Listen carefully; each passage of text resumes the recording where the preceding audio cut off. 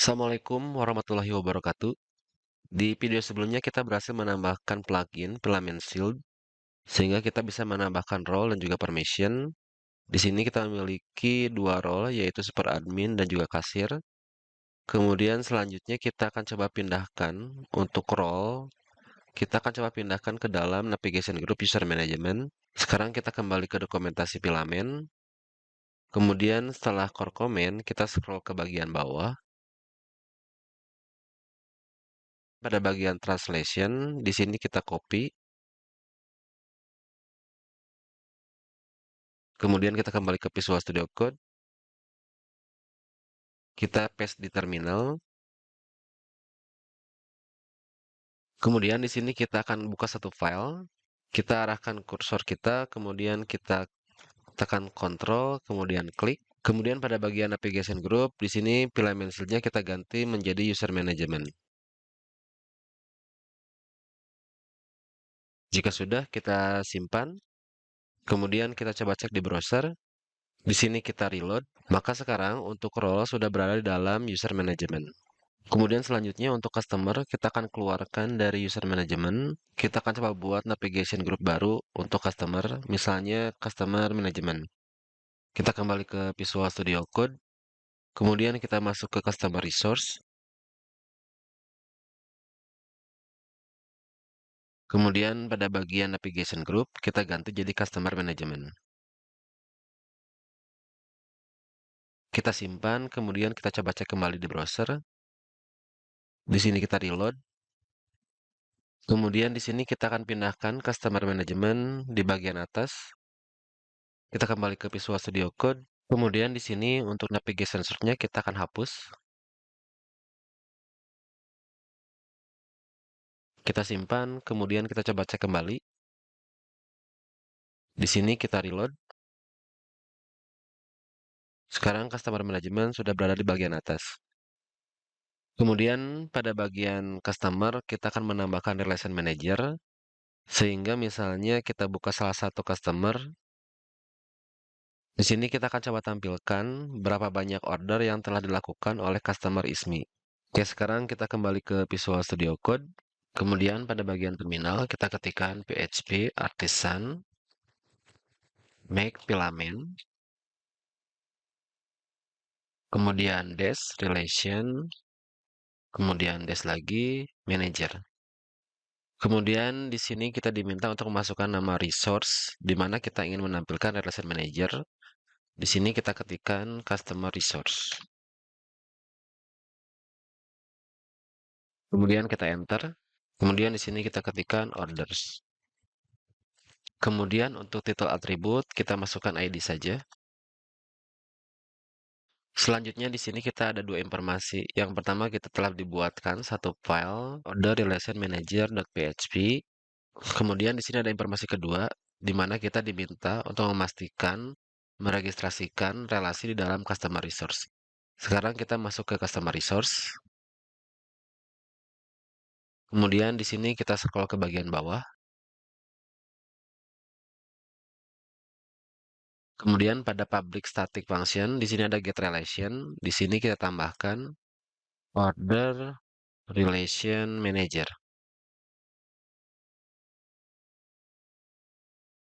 Kita simpan, kemudian kita kembali ke browser. Sekarang di sini kita refresh. Sekarang pada bagian view customer, kita bisa melihat ada satu tambahan tabel baru, yaitu tabel order, di mana dalam tabel order ini adalah order yang telah dilakukan oleh customer ISMI. Sekarang kita coba tampilkan beberapa kolom lainnya. Kita kembali ke Visual Studio Code. Di sini saya coba close terlebih dahulu untuk terminalnya. Kemudian sekarang kita masuk ke Customer Resource. Kemudian di sini kita masuk ke Relation Manager. Kita buka file order relation manager.php. Kemudian di sini pada bagian form kita akan hapus. Selanjutnya pada bagian table kita akan tambahkan beberapa kolom lainnya. Di sini untuk menambahkan kolomnya kita akan ambil dari order resource. Kita masuk ke order resource. Kemudian pada bagian table kita akan ambil dari ID.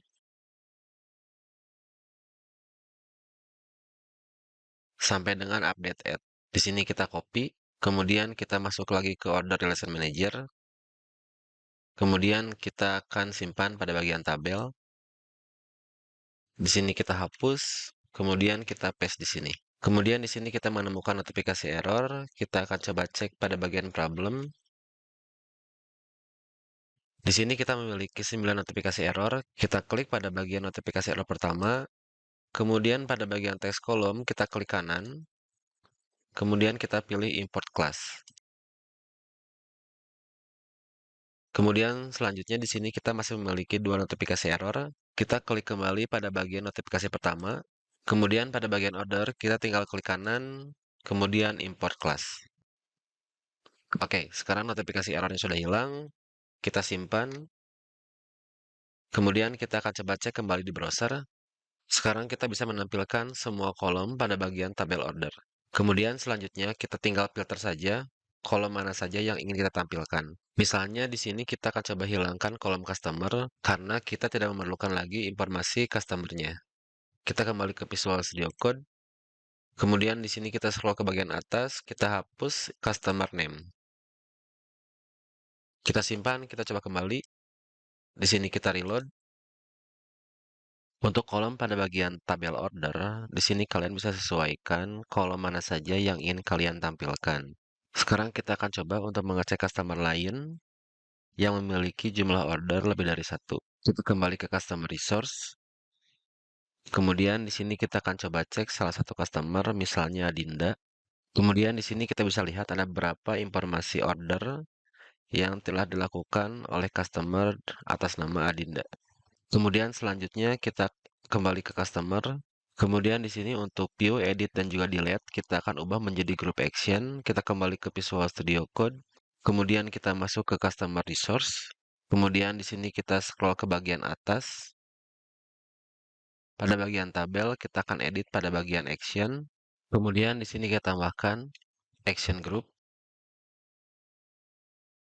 Kemudian jika kita lihat di sini ada beberapa action group, kita pilih yang filament, table, kemudian action.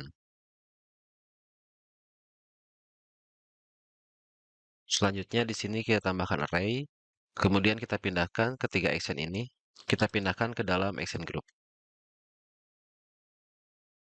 Kita simpan, kemudian kita coba cek kembali. Di sini kita reload. Oke, untuk group actionnya sudah berhasil. Kemudian selanjutnya kita akan coba menambahkan teks atau pajak penjualan. Untuk pajak itu ada dua pendekatan. Yang pertama kita bisa menambahkan pada bagian produk.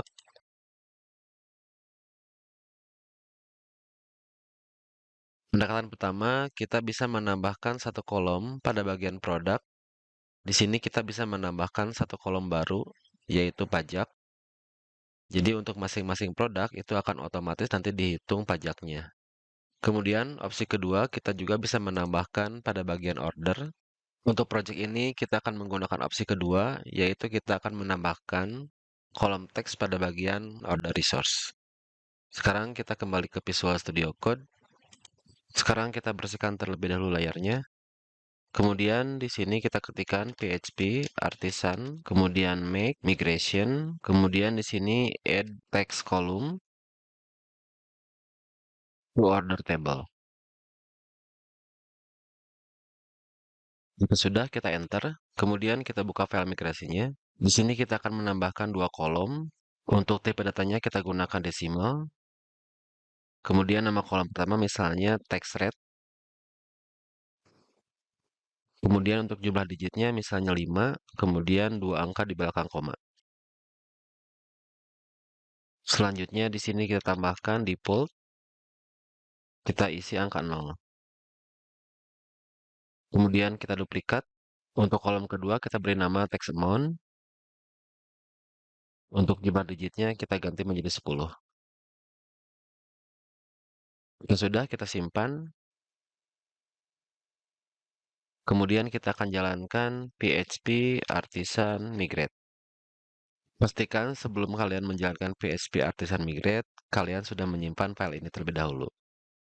Untuk memastikannya, kalian cukup close saja, kemudian kita jalankan PHP Artisan Migrate. Kemudian selanjutnya kita akan buka order resource.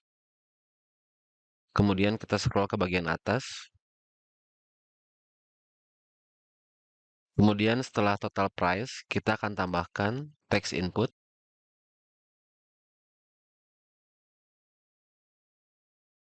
Kemudian nama kolomnya adalah text rate. Kemudian kita akan duplikat. Di sini kita akan ganti menjadi text amount. Kemudian di sini kita akan tambahkan kolom span. Kemudian kita isi angka 2. Begitu juga untuk text amount. Pada bagian text rate, kita akan tambahkan default. Kemudian kita isi angka 0. Kemudian kita akan tambahkan juga untuk text amount. Kemudian pada bagian text rate, kita tambahkan suffix.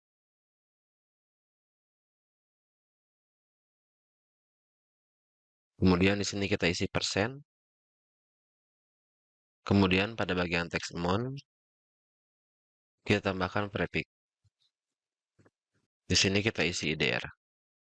Kita simpan, kemudian kita cek terlebih dahulu. Di sini kita reload. Kemudian selanjutnya kita akan buat untuk text rate. Defaultnya menjadi 11%. Kemudian ketika kita memilih salah satu produk, misalnya Indomie, misalnya kuantitinya 10, maka untuk nilai text amount itu akan dihitung secara otomatis. Kita kembali ke Visual Studio Code. Kemudian pada bagian text rate kita ganti menjadi 11. Kemudian kita scroll ke bagian atas. Kemudian di sini kita akan tambahkan variabel baru. Kita tambahkan sebelum diskon. Misalnya kita buat variabel baru text rate.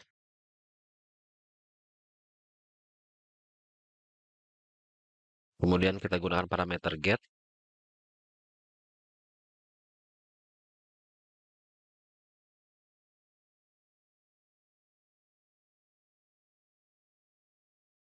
Kemudian nama kolomnya adalah text rate.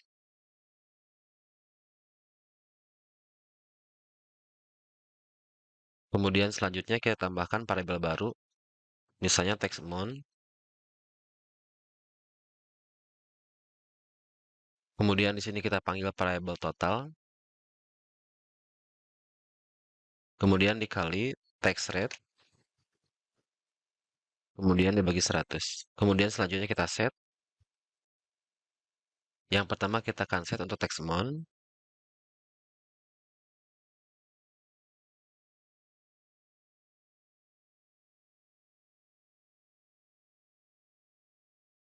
Kemudian yang selanjutnya kita akan coba atur untuk total pembayaran.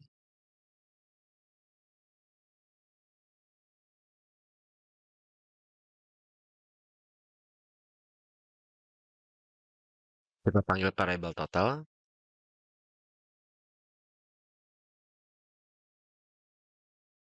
Kemudian selanjutnya kita scroll ke bagian bawah. Kemudian kita juga akan tambahkan teks pada bagian quantity, sehingga ketika kita mengubah jumlah quantity, maka untuk teks amount juga akan berubah secara otomatis. Kita scroll lagi ke atas, kemudian kita akan copy.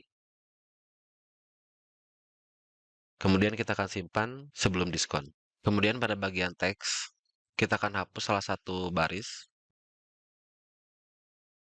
Kemudian pada bagian total payment, di sini kita tambahkan text amount. Kita simpan. Kemudian selanjutnya kita scroll ke bagian bawah.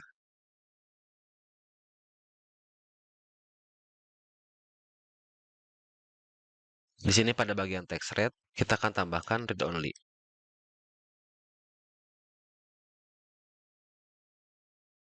Jika sudah kita simpan, kemudian kita akan coba di browser. Di sini kita reload. Kemudian selanjutnya kita coba salah satu produk.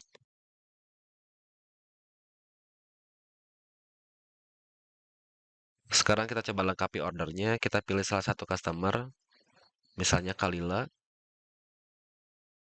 Kemudian kita coba create. Kemudian kita cek pada bagian order. Kita akan cek order terakhir. Kemudian di sini kita akan tambahkan satu kolom, yaitu text amount. Kita kembali ke Visual Studio Code, kemudian kita masuk ke Order Resource, kita scroll ke bagian bawah, kemudian pada bagian table, kita tambahkan satu kolom. Di sini kita akan copy untuk discount amount, kemudian kita akan simpan sebelum diskon. Di sini kita ganti nama kolomnya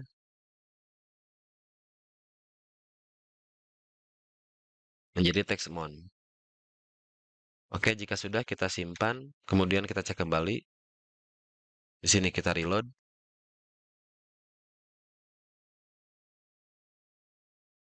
Jika kita lihat di sini pada bagian text amount nilainya masih 0 karena kita belum mengizinkan untuk kolom text amount dan juga text rate untuk dapat mengirimkan data ke dalam database. Sekarang kita kembali ke Visual Studio Code. Di sini kita masuk ke bagian order model. Kemudian kita akan tambahkan dua kolom pada bagian protect billable.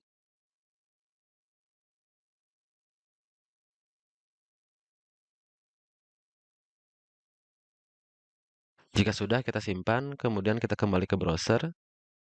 Di sini kita akan membuat order baru. Kita pilih salah satu customer, misalnya Ajahra. Kemudian untuk produknya misalnya Popmi.